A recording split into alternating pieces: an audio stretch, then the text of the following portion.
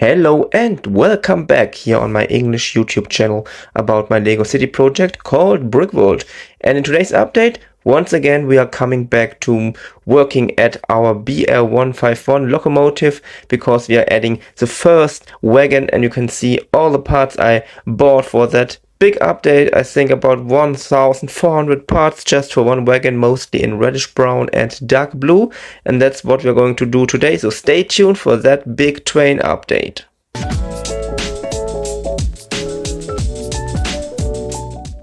Once again, I'm using an instruction from my partner Stoneheap. They are a German company selling lots of instruction for very realistic trains and stuff. It's like wagons and other stuff concerning train systems. And that's also one very nice instruction I'm using here. A little speed build so you can see the building progress, and that special wagon I'm building a lot of these little dark blue parts here. As you can see here, the inner part is black. It's not the easiest way to build it, but it's a very stable work at the end. That's one part of it. I'm going to build a lot more of them, just some with a little difference on the bottom, but most of them are going to be like that part here. Here's a little bit an instruction view, and as you can see here, I have to build 11 times that part I already built here in the speed build, and it's a little bit boring, of course, but the result at the end is it worth. So we are just starting to build some more of them. At the moment I'm building 3 at the same time because that's a little bit faster if you're not building every time only one, and if you build some more at the same time it's much more faster. And at the moment I'm also thinking about adding a second or even a third one of that wagons to my BR151 locomotive, but that's something for the distant future. But at the end you will see how big that wagon on the BR151 will be, and then we can talk about if we want to add more of these wagons or not. But I can say to you, it's not the cheapest wagon here because all these dark red parts, and not dark red, dark blue, of course, parts, especially the rounded ones, are very expensive. I had to order them in Denmark, and as you know, I'm in Germany. It's a neighboring country, but it was the only way for me to get so many parts, original Lego parts in that color, from one seller. So you can imagine how expensive that is. It's not as expensive as the locomotive itself, which was about 300 euros, about $300, and it's a little bit cheaper. I think about 100 about. And as you can see here, I created all these parts. On the bottom you can see, as I talked before, some of them have special parts at the bottom, and then we can start to build the biggest part of the wagon itself.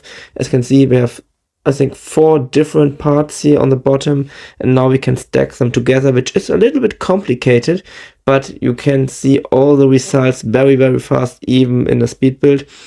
And yeah, you saw my son on the left side, and yeah, it's a little bit complicated because you have to be a little bit careful, but you also have to push it very hard to get all the connectors connected. And but at the end you get a very stable part here. And you can also see how big that is. It's a very realistic size for a wagon, and that's a very good stuff for my Brickworld project, because as you know, size or realistic size is very important for my project. That's the almost final size of the wagon. It's very big, but you can see it's very stable. It's also a little bit heavy, so I'm not sure how many wagons the locomotive can carry later, even if there are 2 XL motors in it. The locomotive itself is very heavy, but as you can see here, we have just a lot of more parts to add. And here you can see I added the end parts in reddish brown, added my sig fig here just to show you a little size comparison here, how big that stuff is.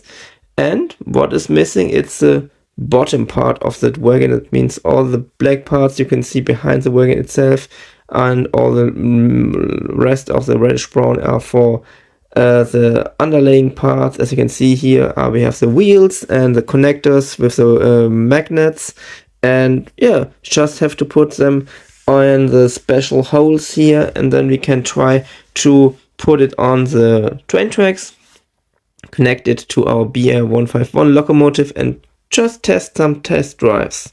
And here are our test drives, and I really like the look in that size. It's much more realistic than all the original Lego trains, and it fits perfectly into the size of my project, especially here when it drives into the train station. And I think I might add some more of these big wagons to the train.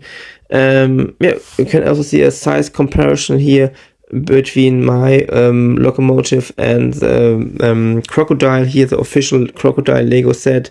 And yeah, the crocodile is also very big, but with all these wagons, the new train will be very, very big and realistic here. That's it for today, but just some information. In the next update, we're going to add the final part of the dark red building here with a lot of parts, more than 4,000 parts just for the roof. And yeah, it will be an insane build.